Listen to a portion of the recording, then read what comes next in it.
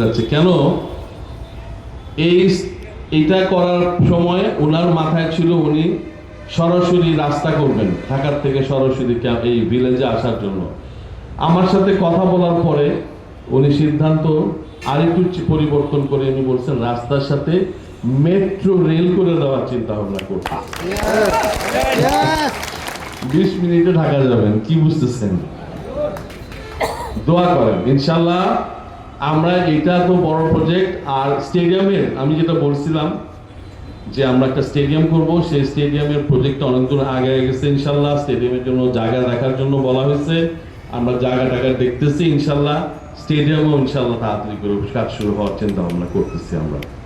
তো সুতরাং আর রাস্তাঘাট যেগুলো এগুলো অলরেডি চলে গেছে, আপনাদেরকে সেদিন জানাইছি। টোটাল 100 কোটি টাকার প্রজেক্ট, 75 কোটি টাকার নতুন রাস্তা, 25 কোটি টাকা হচ্ছে পুরনো রাস্তা রিপেয়ার।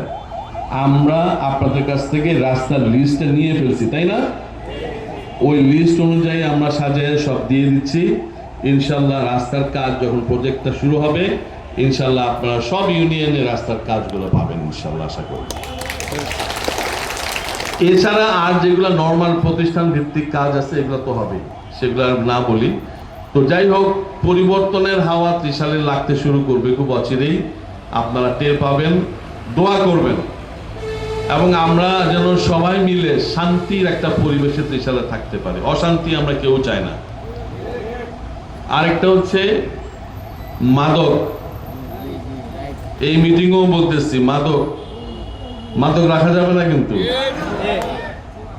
আমি কিন্তু দলের নেতা কর্মী সবাইকে বলে দিতেছি, মাদক রিলেটেড, মাদক সম্পর্কিত কোনো কিছুর মধ্যে কেউ যদি আটকা পড়ে যায় আমাকে ক্ষমা করবেন, এখান থেকে উদ্ধার করার কোনো উপায় থাকবে না, কোনো উপায় নাই।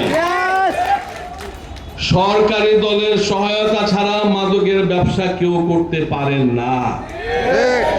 আমরা এখানে পরিষ্কার করে বলতে চাই, সরকার দলের কোন নেতা বা কর্মী যদি এর মধ্যে ইনভলভ থাকে কোনো ক্ষমা নেই।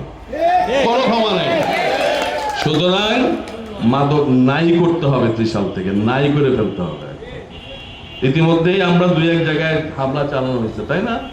ইনশাল্লাহ আপনারা সব ইউনিয়নে এটা আস্তে আস্তে করে ইমপ্লিমেন্টেশন হবে, পৌরসভাতে হবে। সবশেষে আমি আপনাদের সহ আমাদের আজকে তো মহিলা দল দেখলাম যে অনেক কমই আসছে, মহিলারা আমাদের ব্যাপক সংখ্যায় কাজ করছে। ওনারা আমাদের বিভিন্ন মেম্বার যারা পুরুষ মহিলা মেম্বার তারা নির্বাচনে অনেক কাজ করছে। সবাই সহ আজকে আপনাদের সবাইকে এই নির্বাচনে কষ্ট করে কাজ করছেন সেই জন্য ধন্যবাদ জানিয়ে, এবং আগামী দিনে ইনশাল্লাহ আমরা প্রতিটা কাজে সরকারের সাথে দলকে সম্পৃক্ত করব, ঠিক আছে? আপনার সামনে প্রণোদনা আছে কৃষকের, সেখানে আমরা বলছি কৃষকের প্রণোদনার ব্যাপারে অবশ্যই সরকারকে সহযোগিতা করবে আমাদের জাতীয়তাবাদী কৃষক দল, ঠিক আছে? যেমন কানিয়ারিতে ঝড় হয়েছে পরশুদিন, তাই না? কানিয়ারিতে কারা আছে এখানে? কানিয়ারিতে ঝড় হয়েছে, সেই ঝড়ে ক্ষতিগ্রস্ত হয়েছে কিছু ফসল, ক্ষতিগ্রস্ত হয়েছে কয়েকটা বাড়ি। আমরা ইতিমধ্যেই সিদ্ধান্ত নিয়েছি প্রশাসন থেকে আমরা এই ব্যাপারে সহায়তার জন্য কাজ করব। সুতরাং এই ত্রিশালের বাউন্ডারির মধ্যে যেখানে যার যত রকম বিপদ আপদ অসুবিধা থাকে সেটার দেখার দায়িত্বটা যেভাবে আমরা নিয়েছি ইনশাল্লাহ আমরা সবাই শান্তিপূর্ণভাবে থাকবো। এই ত্রিশালে প্রত্যেকটা দায়িত্ব পালন করার চেষ্টা করব আপনাদের হয়ে, এই আশাবাদ রেখে আপনাদের সবাইকে স্বাধীনতা দিবসের শুভেচ্ছা জানিয়ে আমি আমার বক্তব্য শেষ করছি। খোদা হাফেজ। বাংলাদেশ জিন্দাবাদ, বাংলাদেশ জাতীয়তাবাদী দল জিন্দাবাদ।